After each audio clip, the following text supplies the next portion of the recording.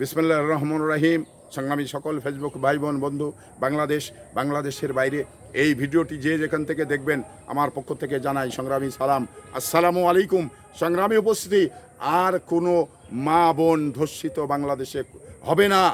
আর যদি ধর্ষিত হয় তাদের শাস্তি হবে মৃত্যুদণ্ড, এবং রাষ্ট্রকে নিশ্চিত করতে হবে।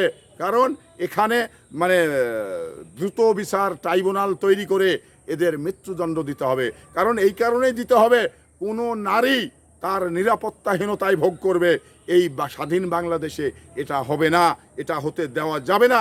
সে যে দলেরই সদস্য হোক, এটা বড় কথা নয়। কারণ ধর্ষণকারী সে কোন দলের সদস্য এবং সদস্য না, এটা বাংলাদেশ রাষ্ট্র দেখবে না। রাষ্ট্র দেখবে রাষ্ট্রে যে প্রচলিত আইন রয়েছে, সেই আইনের মধ্য দিয়ে এই সমস্ত ধর্ষণকারীদের মৃত্যুদণ্ড কার্যকর করতে হবে। কারণ কোনো নারী তার সতীত্ব নষ্ট করতে চায় না, কোনো নারী তার সর্বস্ব লুটিয়ে দিতে চায় না।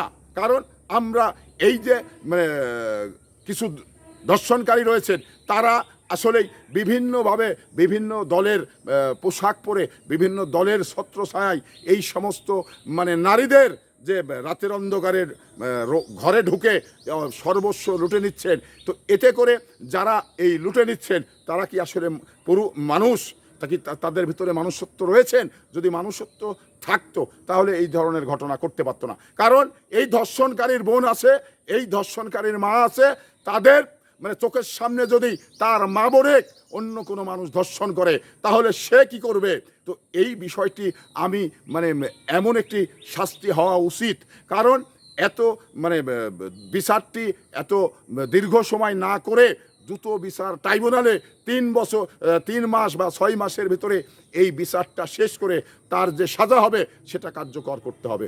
তাহলে এর প্রতি মানুষের যথেষ্ট ভয় জাগবে, এই সমস্ত পশুদের যথেষ্ট ভয় জাগবে। তো এই জন্যে আমি রাষ্ট্রকে বলি যে রাষ্ট্র